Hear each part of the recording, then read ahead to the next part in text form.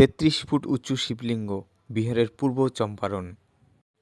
বিশ্বের অন্যতম বড় শিবলিঙ্গটি বর্তমানে বিহারের পূর্ব চম্পারণে নির্মাণাধীন বিরাট রামায়ণ মন্দির কমপ্লেক্সে স্থাপনের জন্য আনা হচ্ছে।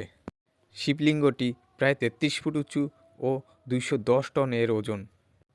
একক ব্ল্যাক গ্রানাইট থেকে শিবলিঙ্গটি খোদাই করা হয়েছে। এটি তামিলনাড়ুর মহাবলীপুরম থেকে সমগ্র দেশ পেরিয়ে প্রায় ২৩০০ থেকে ২৫০০ কিমি রাস্তাপথে বিশেষ ট্রাকে করে নিয়ে আসা হচ্ছে।